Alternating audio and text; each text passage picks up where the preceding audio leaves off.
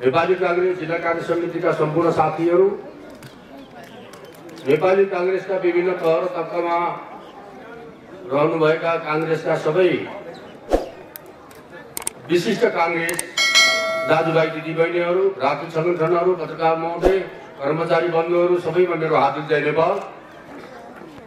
आज यो देशव्यापी नेपाली कांग्रेसले विरोध सभाको आयोजना गरेको दिन हो।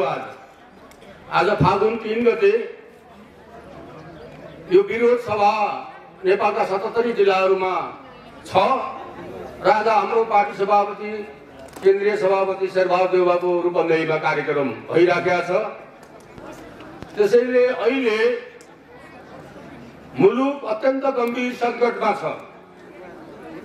हामीले भन्नै पर्छ, हामीले आफूलाई फर्केर हेर्नै पर्छ।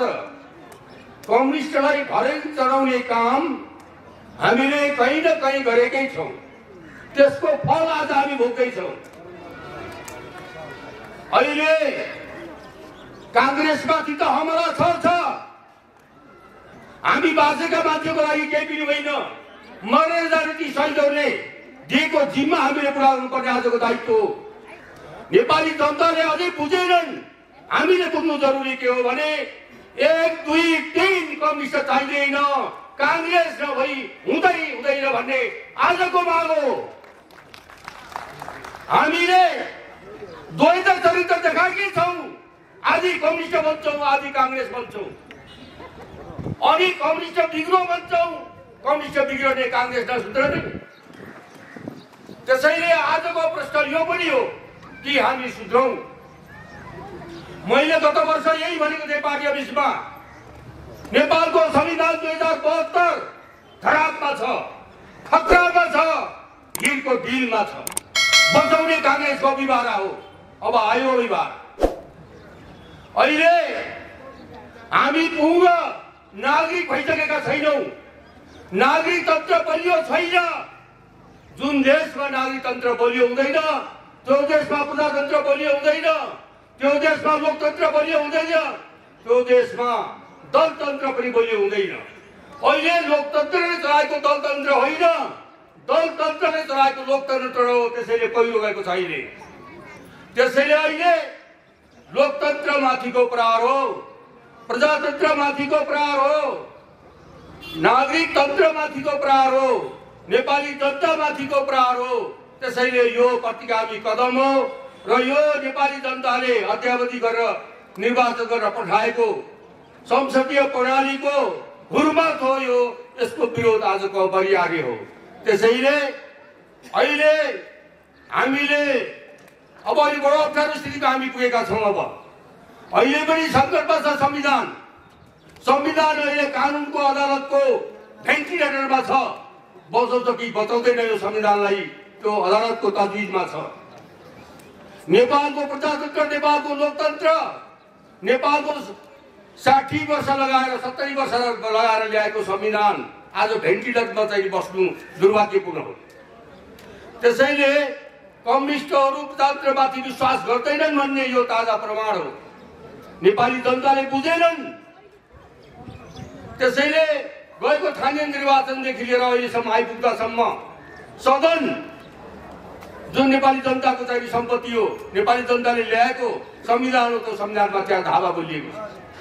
अब अहिले हेर्नुहोस्, अचम्म छ, संसारमा कहीँ पनि शासन चलाउने पार्टी संसदीय अभ्यासको क्रममा आफै आन्दोलन गरेर हिँड्दैन। अब केपी ओली 10 महिना भयो सिंहदरबार पुगेका छैनन्, बालुवाटार छाडेका छैन। सारा चाहिँ मान्छेहरूलाई, रेन्टल मान्छेहरू, भाडाका मान्छेहरूलाई काठमाडौँ ल्याएर हजारौँ हजार लाखौँ लाख मान्छेहरू उतारियो।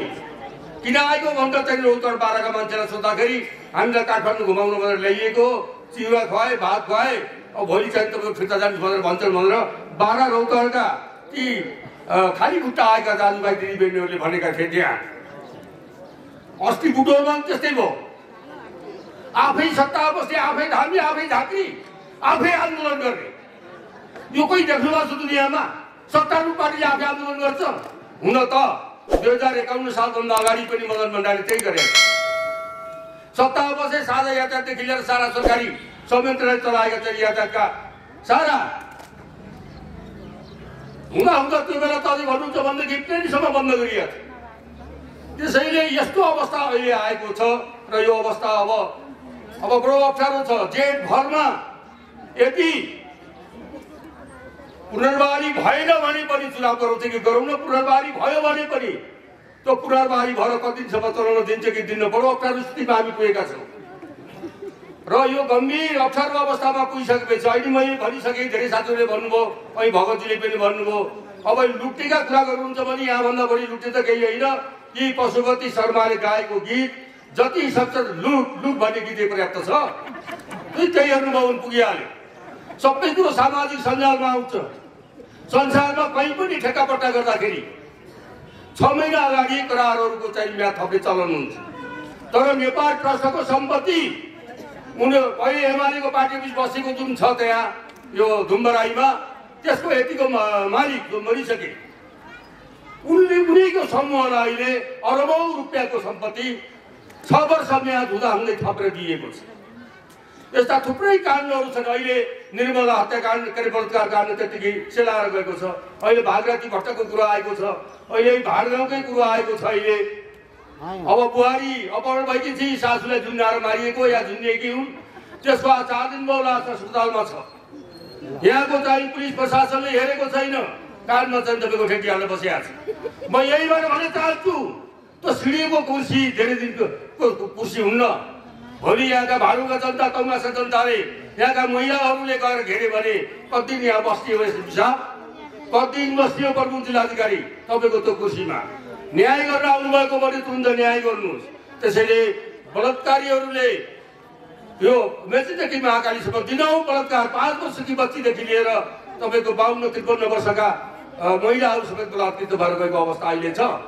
त्यसैले सामाजिक आर्थिक घरेलु दृष्टिकोणले यो कम्युनिस्ट सरकार यो नेपालको लागि अभिशाप सिद्ध भइसकेको छ। त्यसैले यसलाई कुनै पनि हालतमा हामीले आन्दोलनबाट यसलाई विस्थापित गर्नुपर्छ। नेपाली कांग्रेस लड्यो, पञ्चायत फाल्यो, राजा फाल्यो, राणा फाल्यो। अब अन्तिम लडाइँ हो कम्युनिस्ट नफालिकन हाम्रो सपना पुरा हुँदैन त्यति भनेर त्यसका लागि आन्दोलनमा सरिक हुनुहोस्। अरू कुराहरू मभन्दा पछाडिका वक्ताहरूलाई थाहा दिएको छु, तपाईहरु हात दिनु भएको छ। धेरै कुराहरू छन्, मलाई पनि गरेर त्यो कानुनका कुराहरू छन्, संविधानका कुराहरू छन्। संविधान अलिअलि अपुष्ट रहेछ, अधुरो रहेछ। त्यसैले त्यो अधुरो संविधान, अपुरो संविधानलाई टेकेर अहिले यो चाहिँ मन परितन्त्र चलाइएको छ, दलतन्त्रमाथि हमला भएको छ। यो अरू होइन, मरेर जाने शहीद र कांग्रेसका निमित्त र प्रजातन्त्रका निमित्त र लोकतन्त्रका निमित्तको सबभन्दा ठुलो प्रहार हो। इतिहासको चक्रमा 7 सालदेखि तपाईँ 62-63 आन्दोलनसम्म आउनुभयो भने कहिले कला कमजोर बनाउने, कहिले कला फाल्ने, अनि कहिले कला चाहिँ तपाईँको निर्मूल पारेर शासन सत्ता चलाउने यहाँको यो इतिहास छ। त्यसैले त्यतापट्टिका व्याख्याहरू फेरिका चाहिँ दिनहरूमा म गरौँला। अहिले म संविधानबाट पनि जान्न। संवैधानिक कु हो यो राजनीतिक कु हो, यो प्रजातन्त्रमाथिको कु हो, यो लोकतन्त्रमाथिको हमला हो, यो नागरिक तन्त्रमाथिको हमला हो। जति सुकै भर्सना गरे पनि पुग्दैन।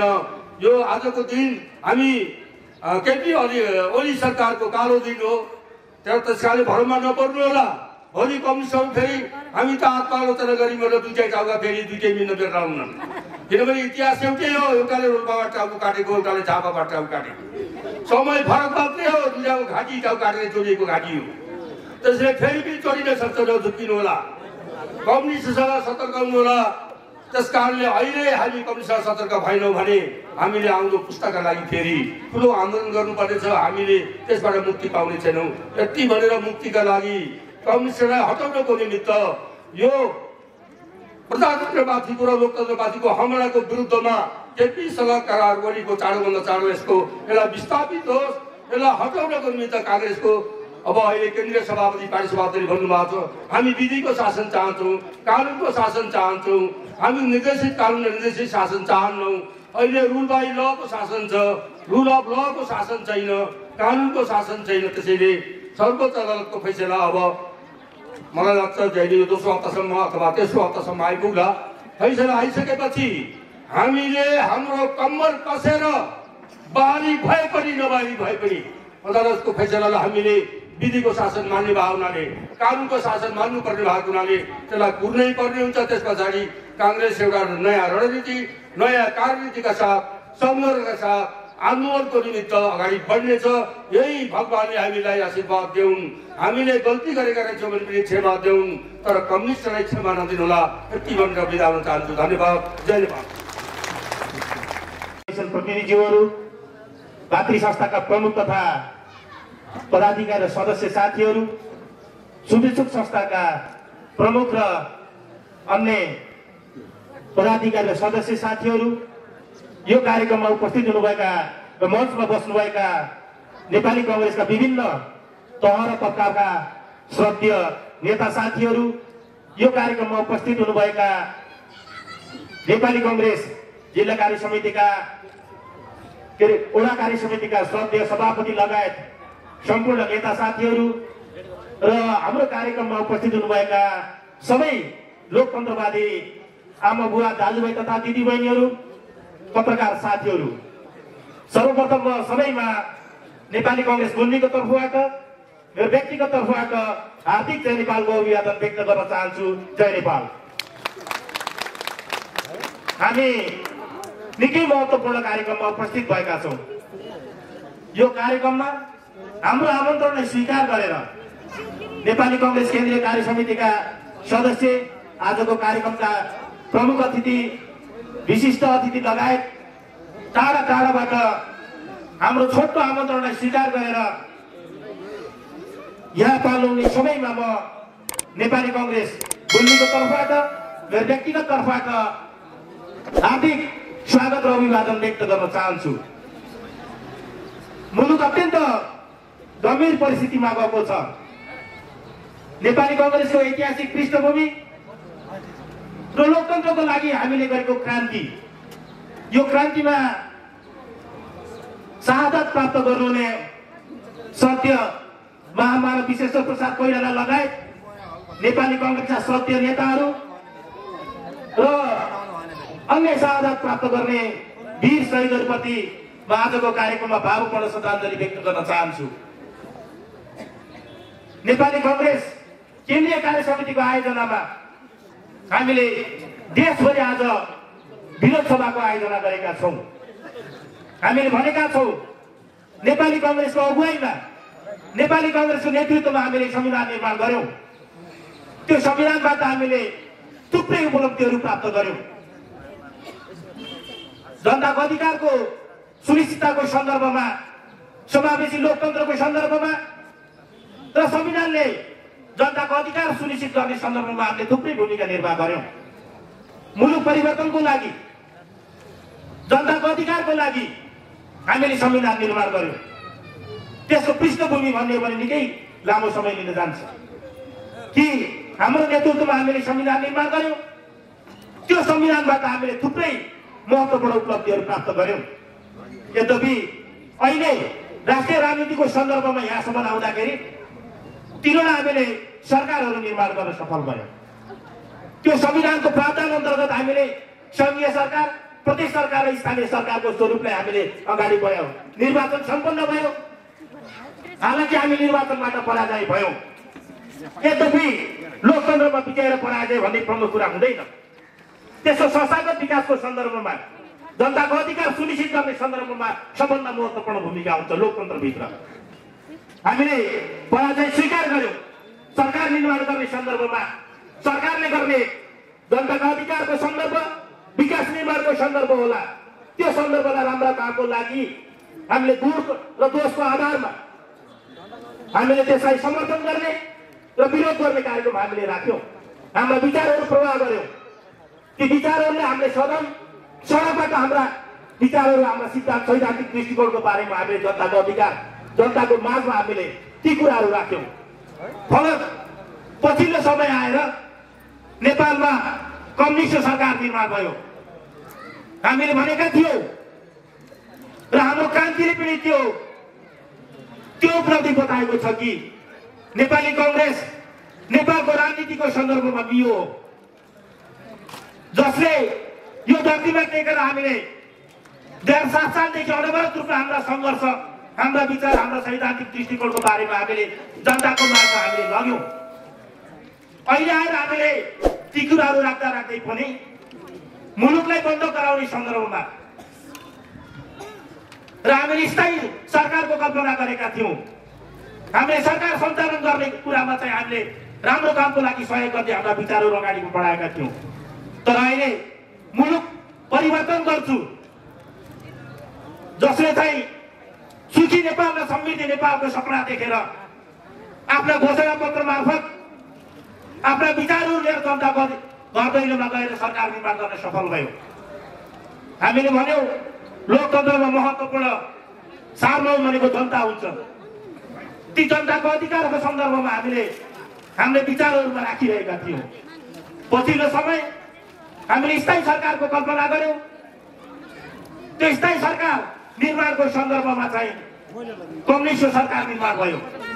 त्यो कम्युनिस्ट सरकार निर्माणपछि अहिले स्थायी सरकारको संरचना मार्फत मुलुकमा एउटा शासन सञ्चालन गरेर जनताको अधिकार सुनिश्चित गर्दै नेपाललाई एउटा समृद्ध नेपाल बनाउने लक्ष्यका साथ कसरी अगाडि बढेको थियो, त्यसलाई कुठाराघात गर्दै भागभण्डाको आधारमा शासन सञ्चालन गर्ने सन्दर्भमा चाहिँ संसदलाई विघटन गरियो। हामीले भनेका थियौँ कि संविधान कार्यान्वयनको सन्दर्भमा अत्यन्त महत्त्वपूर्ण भूमिका हुन्छ।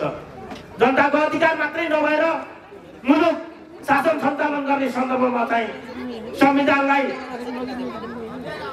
कुल्चेर, संविधानलाई पिल्चेर नभएको अधिकार चाहिँ प्राप्त गर्ने सन्दर्भमा चाहिँ संसद विघटन गरेर अहिले मुलुकलाई एउटा अँध्यारोमा राखेर जसरी अगाडि बढेको छ र यो वर्तमान सरकारका अन्य नेताहरू जो मतियारको रूपमा छन्, हामीले भनिरहेका छौँ केपी ओलीले संसद विघटन गर्यो।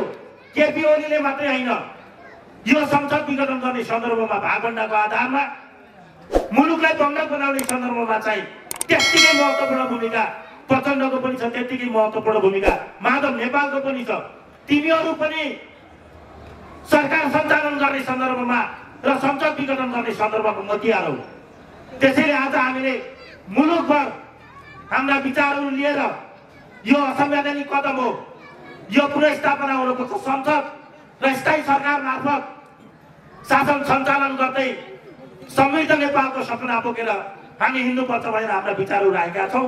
म धेरै लामो समय नलिकन हाम्रा आजका अत्यन्त महत्त्वपूर्ण प्रमुख अतिथि लगायत विशिष्ट अतिथिहरू हुनुहुन्छ, म धेरै कुरा नराखिकन फेरि नेपाली कङ्ग्रेस मुलुकको मियो, नेपाली कङ्ग्रेस बिना लोकतन्त्र सम्भव छैन। मुलुकको सबभन्दा जेठो पार्टी र मुलुक परिवर्तनको लागि ठुला क्रान्ति गर्दै यहाँसम्म आइपुगेको नेपाली कङ्ग्रेस, अहिले हामीले भनेका छौँ नेपाली कङ्ग्रेस बिना लोकतन्त्र बस्दैन र समृद्ध नेपाल पनि हुन सक्दैन।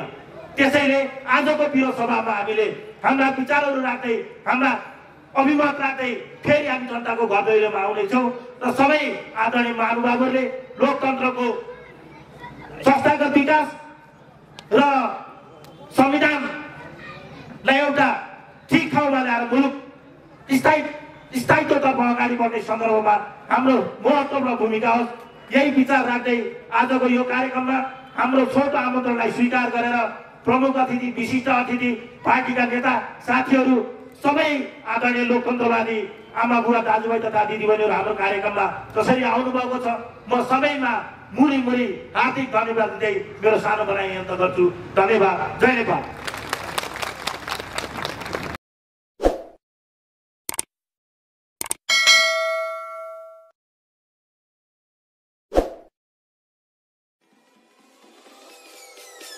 Peace.